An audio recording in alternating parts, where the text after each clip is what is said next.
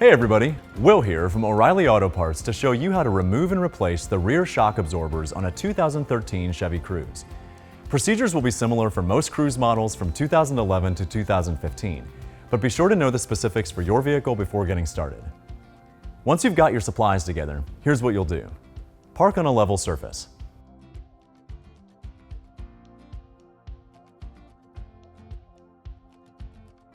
Use a lug wrench or 19mm socket and breaker bar to loosen the lug nuts on the rear wheels. Chock the front wheels. Then lift and support the rear end with a jack and jack stands.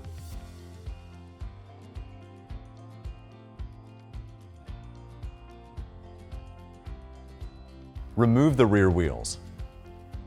Support the rear axle with a jack or jack stand. Use a 21mm socket and breaker bar to loosen and remove the bolts securing the shock at the bottom. Use an 18mm socket with an extension to loosen and remove the two bolts securing the shock at the top. As you remove the second bolt at the top, the shock will be loose, so support it with your other hand. Remove the shock absorber from the wheel well. Give the shock a quick visual inspection, and if the top nut is rusty or corroded, use rust penetrant to aid in removing it. Slide the dust boot down away from the top end of the shock. If the boot is cracked or otherwise damaged, it needs to be replaced.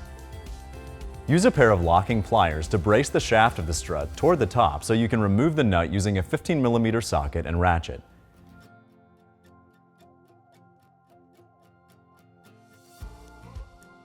Once that nut is removed, the top bracket should slip off. Make sure to remove any bands or packaging elements from your new shock absorber. It's also important that you replace all nuts and bolts with new ones. Failure to do this can lead to the potential of loosening over time, premature wear or failure, and strange noises from the suspension. If your dust boot is still in good shape, slide it off the old shock and onto the new one.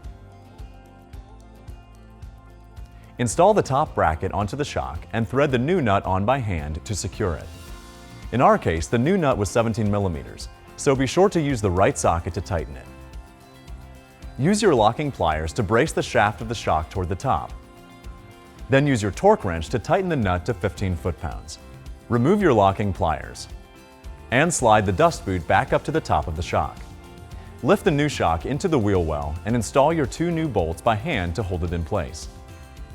Use your ratchet and 18mm socket with extension to snug down the bolts. Then use your torque wrench to tighten those bolts to 74 foot-pounds. Align the lower mounting bolt and thread it into place by hand. Use your 21mm socket and ratchet to tighten it down. Once the bolt is snug, use your torque wrench to tighten it to 111 foot-pounds on a first pass. Then turn the bolt another 60 to 75 degrees. Remove your support from the rear axle on that side. It's almost always a good idea to replace rear shock absorbers in pairs, so repeat these steps on the other side. Put your wheels back in place and tighten the lug nuts until they're secure. Lower the rear end and remove the wheel chocks.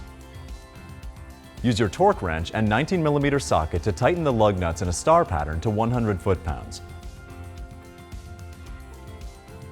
Reinstall the wheel cover if applicable. And that's it. You'll find everything you need for this and other jobs at your local O'Reilly Auto Parts store or O'ReillyAuto.com. If you're not completely comfortable doing this yourself, we'd be happy to recommend a professional shop or certified auto repair service center in your area. And be sure to subscribe so you'll see all our new video content. We'll see you again soon.